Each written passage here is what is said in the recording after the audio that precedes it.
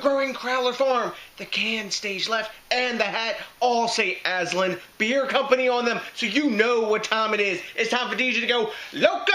That's right, guys, we're going local yet again with another beer from the aforementioned Aslin Beer Company out of Herndon, Virginia, US of A. Yay, yay! And what beer are we going to have from Aslin today? We're going to have one that has been in the can for 2 hours. That's right out of the bright tanks into the can for 2 hours. You ain't getting it more fresh than this. Yes, that's right, it's Orange Starfish. This is an AIPA. It's a rotating serving. It clocks in at 5.7% ABV and between 45 and 70 IBUs. Now, this beer has been hopped with what? Citra and Galaxy, and I'm sure it's also dry hopped. So, what else about this beer do I know? Nothing, but I hear it tastes awesome. I haven't had this one. I've had many Aslin beers because after I've had a long day of sitting in traffic in Northern Virginia, sometimes I don't feel like sitting in more traffic, so I get hit by Aslin and have me a taster or two. Nothing real big because when you got to drive, you can't drink that much. You got to be responsible if you're going to be in the craft beer scene as well. If you're a dumbass, well, don't be.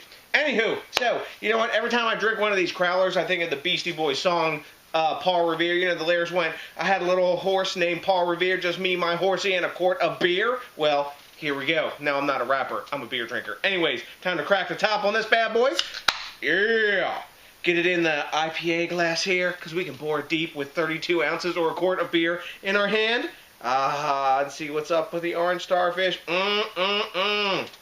Yes, hazy, gorgeous deliciousness pouring into the glass. Hell yes.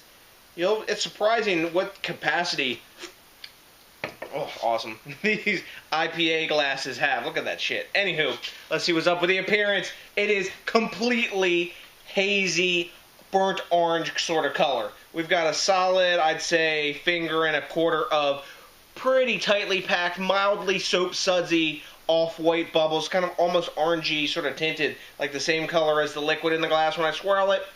Yeah, we're going to get some glass lacing, I think, and yeah, maybe there's a little tiny bit of alcohol legs. Surprising at 5.7%, but you know what? Stranger things, I guess, have happened in the world, haven't they? So, take a look at that glass. It's gorgeous in the glass. All these beers, of course, like all IPAs, DIPAs, whatever, just pale ales, are big time about the aroma. So, let's dive in and get that little tidbit for us going in. Big up in your grill, orange zest, mango, peach, like stone fruit type stuff going on. Maybe a little bit of pineapple. A big dank tone to this. This is uber fresh. You're not going to get this any fresher unless you go as soon as they connect it up and put your mouth on the freaking tap. There was a line out this morning when I went to go get this, and by the time I left and got my can, it was gone. So these guys are killing it. They're selling out every single weekend. They get to the point where they don't even let you have take-home anymore. So I imagine soon in their future it's going to be canning, but they got labeling to go through. Growlers and stuff like that under Virginia law is just considered takeout from a growler station, so they can do it. But anywho, this smells awesome. Not a hint of alcohol in the aroma. There's even a little bit of pine in there. But it's all about the citrus, maybe some grapefruit and tangerine as well.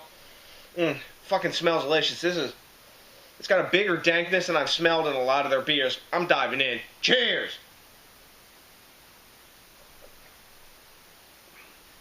Damn. Yum. Man, that's freaking crushable. Wow. Up front, orange. Excuse me. A nice herbaceous dank tone. After that, it's all about the citrus zest, a little bit of mango, some of the pineapple. It really follows the nose quite well. Alcohol is completely hidden. I don't know if this is a little cold right now. It's probably drinking about 45 down here in the dungeon. It's pretty hot today. It was almost 100 degrees out, but man, tasty beer. Man, really easy drinking brew. No perceptible, like, bitter bite in the back end. There's bitterness to balance it out. Also, I don't get, like, any malt either in this beer. Like, not big malt sweetness. It's there, but it's not like you see it. It's all about featuring, showcasing hops. It reminds me a little bit, in some ways, of, like, Julius from Treehouse, but it's not as intense a beer as Julius is. It's a really more chill, kind of crusher sort of AIPA. So, what do we grade a beer like this? You hear I'm fucking digging it. You know I like Aslin beer, man. Anywho, Rate Beer has no grade at time of recording. I'm surprised. This beer has been released a couple times before, at least that I know of, I can remember. Beer Advocate's giving this a 98 straight up A+, bam, all that napkins. And Untapped is giving this, Untapped, hold on, I'll fix that. Ah, that's better. Untapped is giving this 4.24 caps. So, what do I grade this? I think it's an A-level beer. I've liked some of their other ones better, but this is still a tasty, tasty brew. I hear the double orange Starfish is even better. I didn't make it to that release. Eventually I'll get it. I ain't gonna, you know, camp out there and go crazy, you know, fucking beer geek. And, you know, one thing I gotta, you know, address too, there's some folks out there that are doing trades on this with these Aslin beers, and they're being total freaking douchebags about it. If somebody wants to, you know, rip you off on beers, guys, don't trade with them.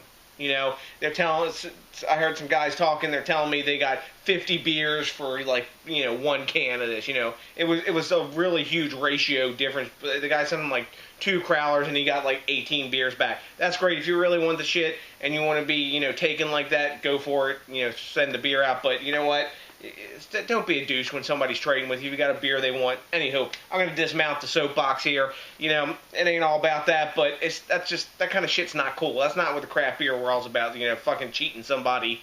And, you know, they're, you know, I guess if they're willing to give it to you, but I, as a person, you know, I can't sleep at night thinking I cheated somebody and didn't give them a fair trade, because that's bullshit. Anywho, because one thing that's really important is when you're doing what? Come on, you guys have been watching DJs BrewTube enough. You know, thinking globally, drinking locally. I'm getting it done. I'm drinking beer that's, you know, under an hour from my house. Unless you get trafficked, and then you're totally fucked on the Capitol Beltway. But that's another fucking story, isn't it? Arr! Anyway, that's why this is my little oasis. And anyhow, so please also remember to rate, comment, subscribe, and do what? You know, are you ready for it? Smash that like button, because that, along with only a quart of orange Starfish, it's fucking crazy. A fucking whole quart of beer going down my neck puts my happy face on. So to next DJs BrewTube, I got nothing but a huge bunch of Aslin Beer Company orange Starfish drinking love for you. And you know what's coming? That's right. Are you ready for it? Probably by now. A big peace out!